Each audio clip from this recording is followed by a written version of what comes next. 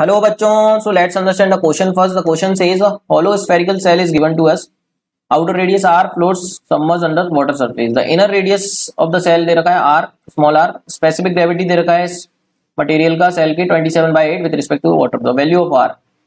तो बच्चों अगर हम एक सेल कंसीडर करें इस तरीके से, दिस इज द सेल, इतने पार्ट में ही मास होगा और इसकी इनर रेडियस दे रखी है r और बाहर की रेडियस दे रखी है कैपिटल R. सो हमसे पूछा है कि what is the value of r अगर ये फ्लोट कर रहा है just submerge under the water surface.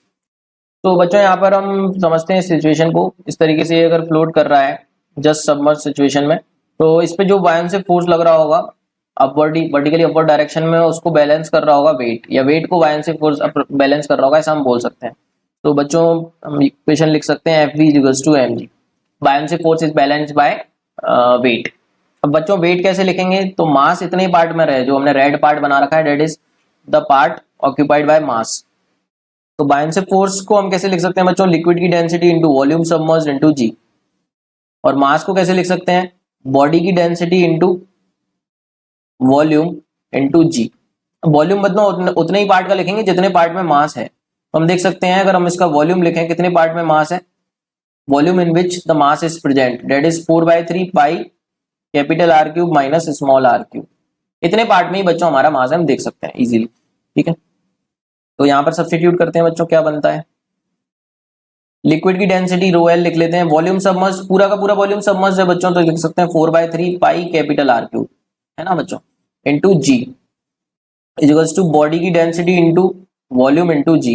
तो बच्चों जी से जी कट जाएगा हमारा, और इसको हम लिख सकते हैं rho l into 4/3 pi R cube equals to body की डेंसिटी इंटू वॉल्यूम कितना लेना है बच्चों? 4/3 pi capital R cube minus small r cube. इतना वॉल्यूम लेना है बच्चों, और जी तो हमने कैंसिल कर ही दिया. तो बच्चों बॉडी की डेंसिटी अपॉन लिक्विड की डेंसिटी हमको दे रखा है 27/8.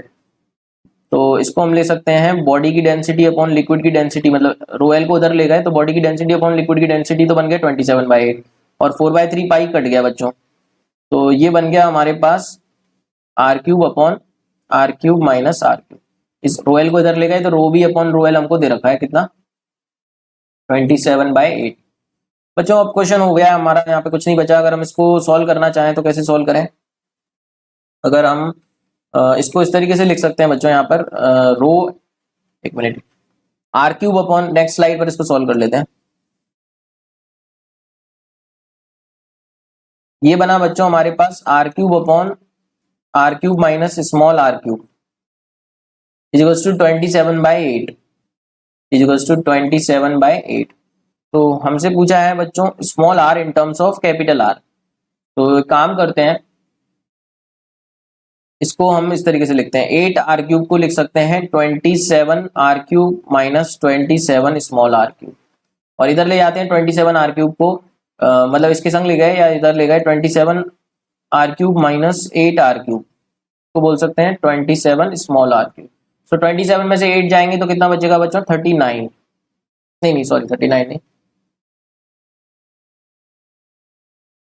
19.